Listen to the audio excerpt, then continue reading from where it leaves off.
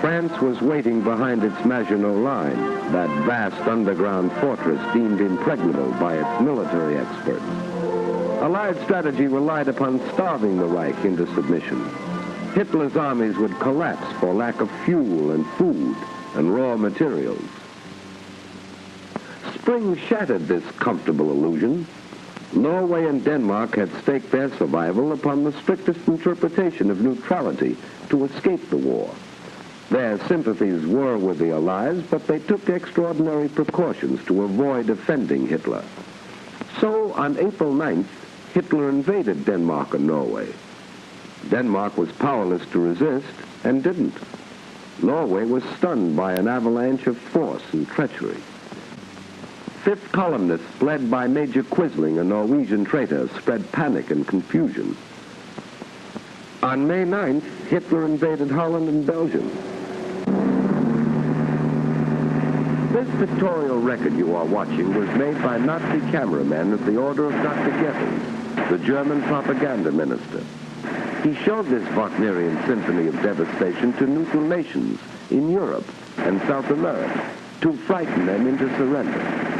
You will observe that here in Holland, for example, not one German soldier is killed or wounded or even suffers a fractured ankle in an avalanche of destruction. Using tanks, dive bombers,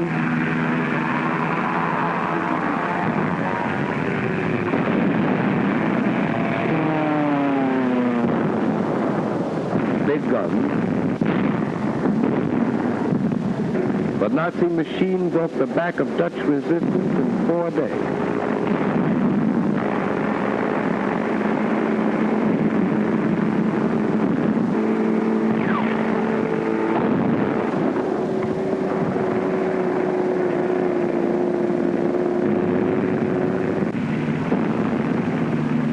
This was Rotterdam, bombed after the Dutch forces had surrendered.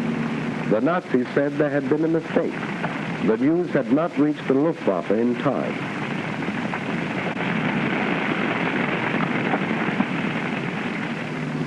And the next morning, reconnaissance planes flew over the city as they had flown over Warsaw, recording for the propaganda ministry another tribute to the efficacy of the Luftwaffe, while Rotterdam buried its dead, as Warsaw had, and formal negotiations for surrender were duly completed.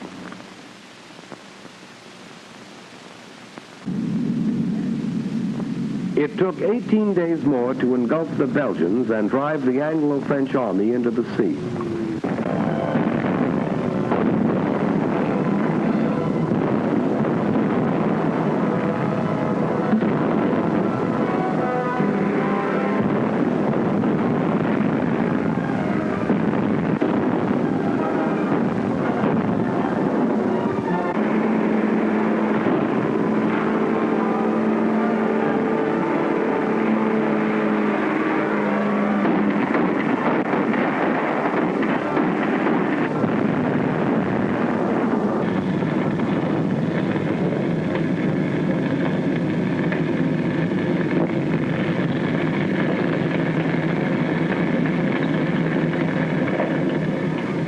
This was the Belgian cathedral city of Louvain, scarred in the First World War and restored anew, and again it fell victim to the invaders. Again its inhabitants took to the roads to escape the pursuing fire.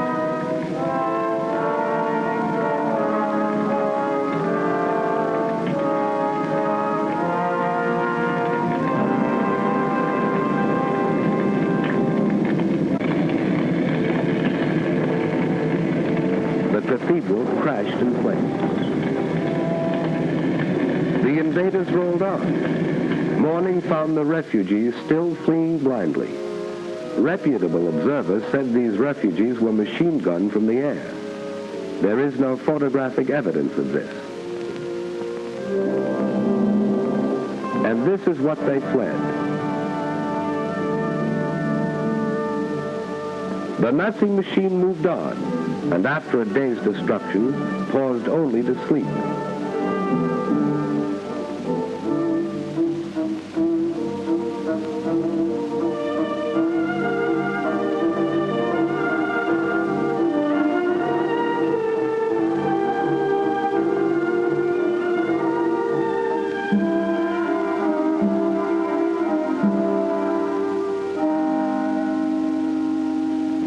This was Antwerp, where the democracies had fired oil tanks as their armies retreated.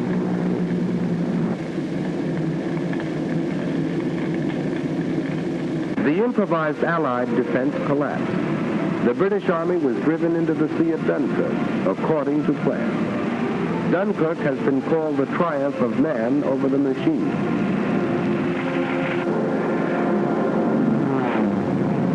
To challenge the Die Bombers, Spitfires rose from British bases and fought for the domination of the air over the desolate beach, while ground forces continued a stubborn rear guard action.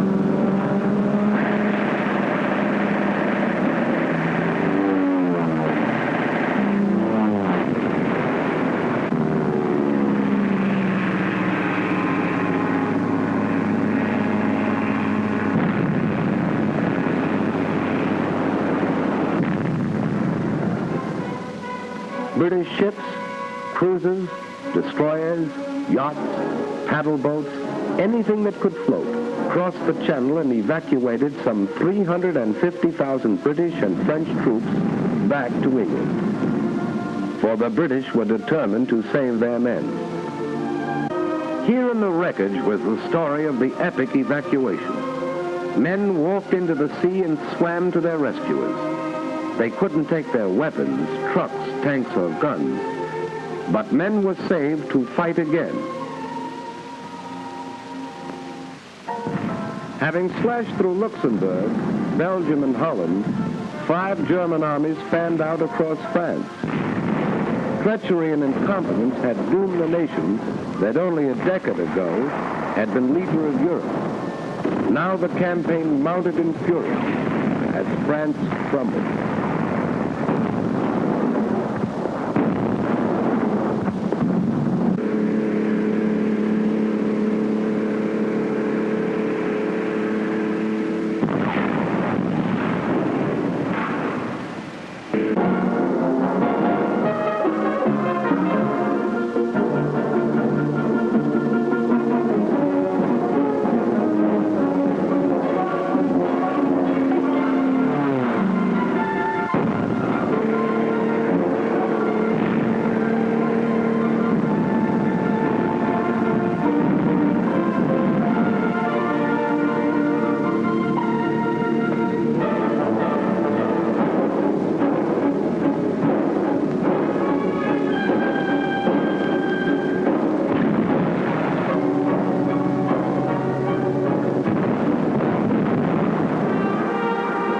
On June 10th, 4 days before France fell, Mussolini entered the war. He had waited until that moment to make his decision.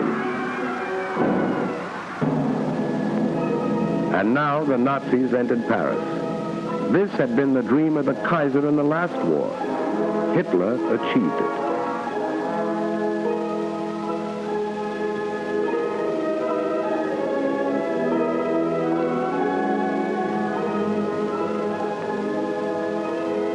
And the Maginot Line was still there. The Nazis had merely outflanked it. Now they tried direct attack, and the Maginot Line fell.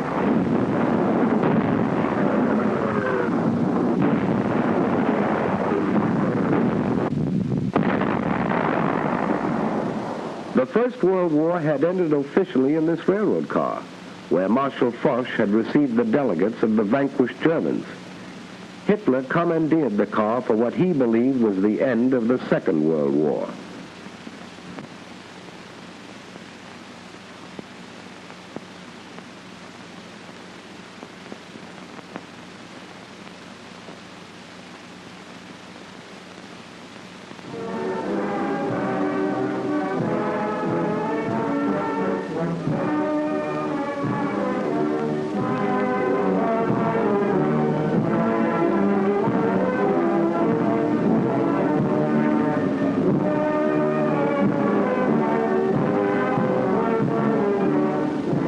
Here at Compiègne, Vichy was born. Hitler was happy.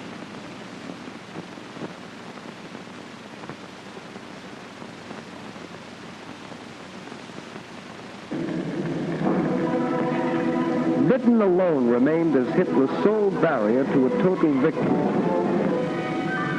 Nazi submarines, now berthed on the conquered coast, set out to starve the British people into submission. Nazi planes, now only a few minutes' flight from the English coast, set out to bomb the British people into submission.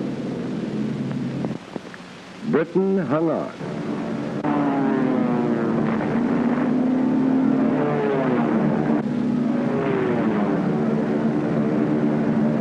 They bombed railroads and factories to disrupt transportation and war production. They bombed by day, and when the Royal Air Force smashed more than 180 of the bombers out of the sky in one session, they bombed by night. The face of London changed. Historic landmarks disappeared. Night after night, London was left a sea of fire.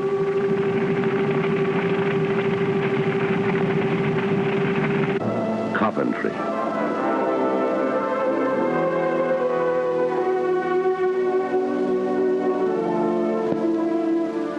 Air armadas appeared over these cities through the fall and winter of 1940 and well into the spring of 1941. Wreckage was cleared and production continued. A new army was created, equipped with new weapons. And Hitler, frustrated, turned east. If this were to be a long war, he would need Russian oil and Russian wheat. So he proclaimed himself anew the archenemy of communism, despite his earlier plea to the German people that National Socialism and communism could live side by side. Now he told them he didn't mean what he said before, but he did mean what he said before that. Military spokesman in Berlin said the Red Armies would be encircled and destroyed within 6 weeks. Its remnants would retreat back of the Urals. There the Japanese could deal with them at the proper time. Joseph Stalin rallied the Russian people. Soldiers and civilians responding with a unanimity that amazed a world that had heard much and knew little of them, rose to repel and harry the invaders.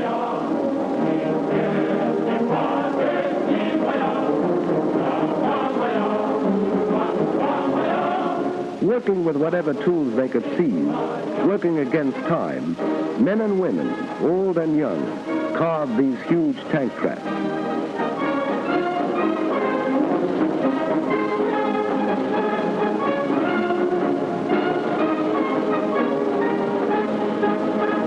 Weapons were distributed to civilian guerrillas assigned to operate back of enemy lines. Anti-aircraft guns swung into place to battle Luftwaffe advance units. Here was the wheat that Hitler wanted, and Russian men, women, and children were determined to keep it out of his hands. They would have neither food nor shelter. Factories worked day and night, for the Russians knew this was a war of machines. Entire plants were moved east, complete with workers. Weapons of war poured out of these factories, and the Germans, as well as the rest of the world, discovered the Russians had tanks to meet tanks and planes to meet planes. The Russians retreated, but not without inflicting sizable casualties.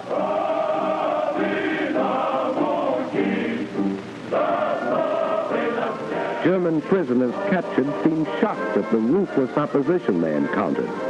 It had been different in France.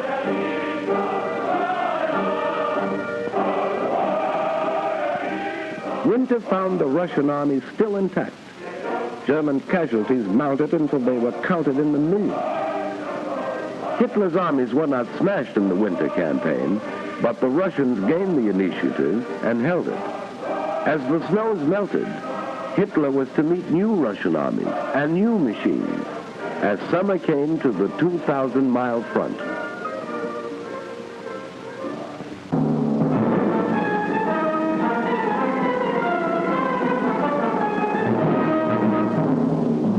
We were not sufficiently on the alert in Hawaii.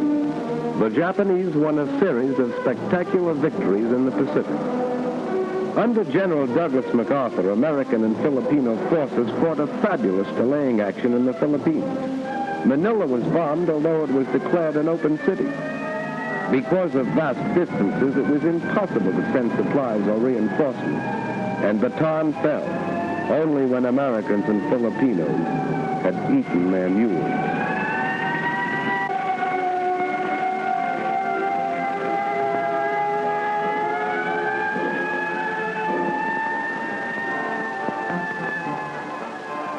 General MacArthur established his headquarters in Australia, and as commander-in-chief of the United Nations forces in that area, prepared for the offensive that would develop inevitably.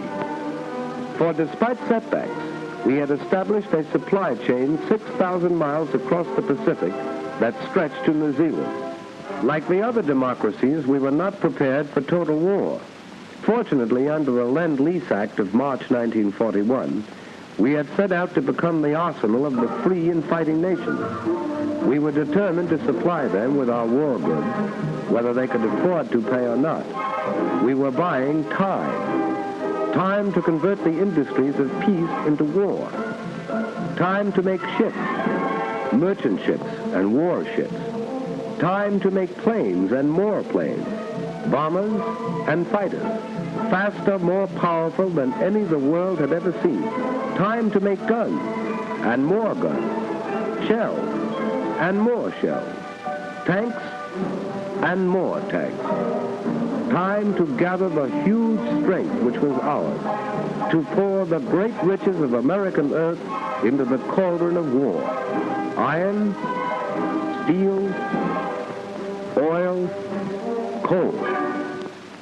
Time to build a navy called upon to fight in both oceans and upon all the seas, to convoy men and weapons to Australia, to Britain, to the Middle East, to Russia. A navy that had already undertaken daring raids upon the Gilbert and Marshall Islands and braved Japanese waters, and had taken a heavy toll of the invading forces in the Makassar Straits, and had won the first battle in the Coral Sea. Time to expand a miniature professional army into a modern war machine. Time to take civilians gathered in a peacetime conscription while we were still debating, to mold them into soldiers, train them in the use of new weapons, new tactics. And we were buying time to weld the home front and the fighting front into one. For this was total war, and we realized victories were born in the production line. We needed more ships, more planes, more tanks, more guns, more shells. We were not fighting alone. 9 of the Pan-American neighbors severed diplomatic relations with the Axis. Colombia, Bolivia, Brazil, Ecuador, Mexico, Paraguay, Peru, Uruguay, and Venezuela. At this time, the issue is clearly drawn. There can be no peace until Hitlerism and its monstrous parasites are utterly obliterated, and until 9 of the Pan-American nations declared war upon the aggressors. Cuba, Costa Rica, the Dominican Republic, El Salvador, Guatemala, Haiti, Honduras, Nicaragua, and Panama. Mexico joined these nations in June 1942. We were not fighting alone. Even in the conquered countries, the will to fight survived. Dutch, Belgians, Yugoslavs, Greeks, Czechs, Filipinos, Poles, Norwegians, 3 Frenchmen, all fought with us on the far-flung battlefield. Australians, New Zealanders, South Africans, Canadians. We were not fighting alone. In this war of the people seeking a world without war for their children.